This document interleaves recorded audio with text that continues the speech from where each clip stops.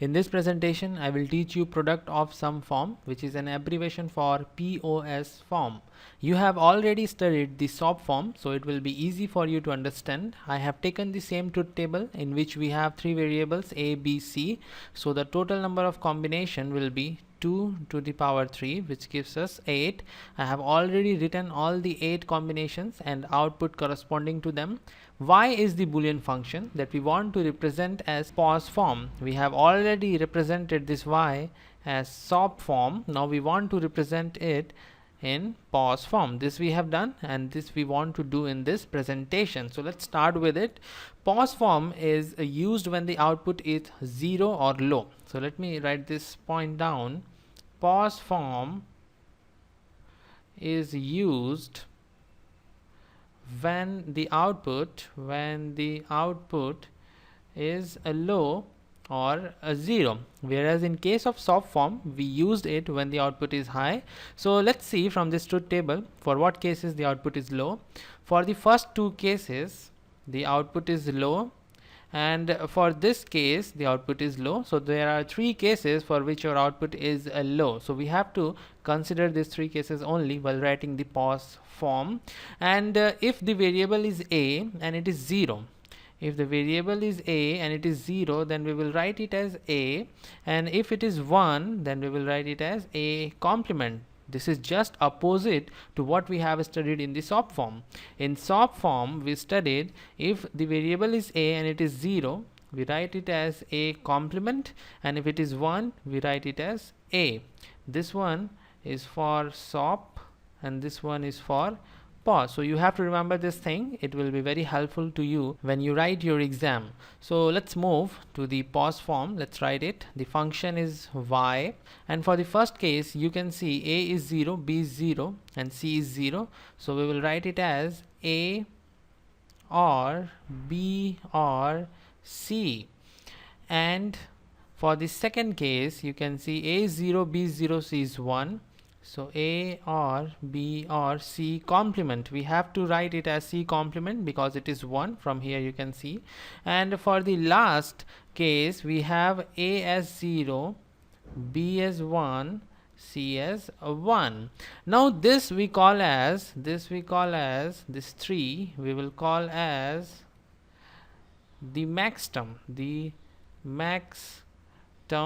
and in case of SOP form we had the min term, and we just call them max term or min term because of their size. If you write A or B or C, and if you write A and B and C, you can see their size. This is looking maximum because of its size, and this is looking minimum because of its size. That's why we call it as max term, and this one we call as the min term. There is no special reason for this. The functionality of the function Y will never change. If you want to represent it in POS form or in SOP form, it will yield the certain output depending upon the input. And this POS form written here I have obtained from the SOP form itself. So let's try to prove it that we can have the POS form from the SOP form, and I will consider the output when it is low. So Y is now Y complement, because you can see in SOP form when 0 we write complement, and here function Y is 0, so I will write Y complement.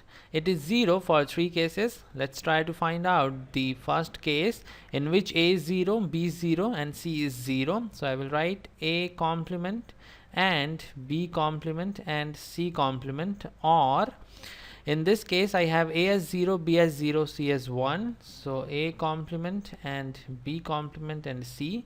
And for the final case when the output is 0, we have A as 0, B as 1, C as 1. So A complement, B, C. Now I want the left hand side as the output Y, not Y complement. I want it as Y. So what I can do, I can take the complement of both the sides, the right hand side and the left hand side. So taking the complement of both sides, let's see what we have. Y complement, and then again its complement, we have A complement, B complement, C complement, or A complement B complement C or A complement B C, and I will take the complement of the whole right hand side. We will use the De Morgan's law. I hope you remember it. And when you take the complement of something already complemented, like if you want to take the complement of A complement, you will have A itself. In the same way, the left hand side will have Y. That's what we want, and we will use De Morgan's theorem now. If you have A or B and you want to take its complement, you will have A complement, the complement of the variable. This or will now change to and the B will now be written as B complement. We will use this law here, and we have A complement, B complement, C complement, and the complement of whole. This or will change to and we have A complement, B complement, C, then its complement. This or will change to and A complement, B, C, and its complement. Again, we have to use the De Morgan's law for these three min terms, and we have A, this and will change to or, B, this and will change to or, C. Okay, and in the same way we have A or B or C complement and A or B complement or C complement. This is the Y. Now you may see that these two are same, and instead of going to the De Morgan's law every time, if someone asks you to write the POS form, it is not required to use the De Morgan's theorem every time to convert the SOP form to the POS form, but we can directly write down the POS form by this convention. You can use this convention. You use A when it is 0, you use A complement when it is 1. You just complement it. What we are doing here, De Morgan's law does what? It takes the complement. We are taking the complement of Y complement. Instead of doing this, we just take the complement initially. You just take the complement of this thing and you have this convention. Use this convention and directly write the POS form like this. Now this POS form written here is the canonical POS form. Canonical POS form. We also call it standard POS form, and we write it directly from the truth table like we have already did. And in canonical or standard POS form, each max term will have all the variables in normal or complemented form. Here we have 3 max terms, and in each of this max term we have all the variables in normal or complemented form. In the first max term you can see we have A, B, C. There are 3 variables A, B, C, and in this we have A, B, C in normal form. In this we have A, B in normal form, C in complemented form, and in the last max term we have A in normal form, B and C in complemented form. So this is our canonical POS form. You can use the Boolean algebra to reduce this canonical POS form to the minimal POS form. I'm going to do it quickly, and in the next presentation we will solve few more examples on the POS form. So the function y is equal to A or B or C and A or B or C complement and A or B complement or C complement, and we want to reduce it by using the Boolean algebra. This is a good practice for you because you have already studied the Boolean algebra. In the first 2 terms you can see we have A or B as common, and from distributive law, if you remember, if we have A or B and A or C, we write it as A or B, C. So let's consider A or B as X.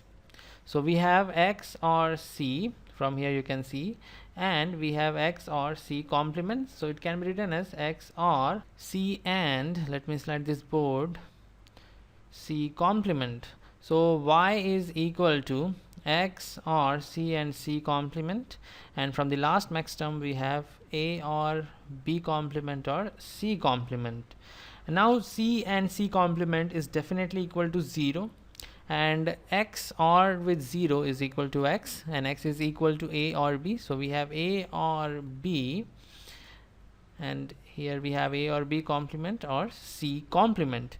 Again you can see A is common, so from distributive law we have A or B, and I have to AND B with B complement or C complement. So let's try to find out the function y by the distributive law again. A or, I have to open this bracket, we have B and B complement, or B and C complement. B and B complement is definitely equal to 0.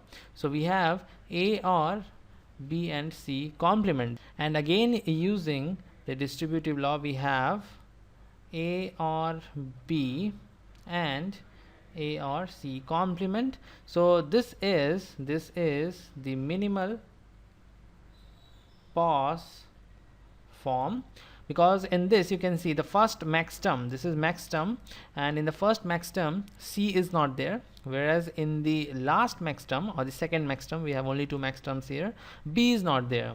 So all the variables are not present, whether in normal or complemented form, thus we call it as the minimal POS form. It is very easy, and in exam they will give you the minimal POS form and ask you to have your canonical POS form. There are two ways to do it. The first way is to use the truth table. You can find the values of your output depending upon this expression and write the POS form like this that I have explained you initially, or you can have another method that I will explain you separately in one presentation.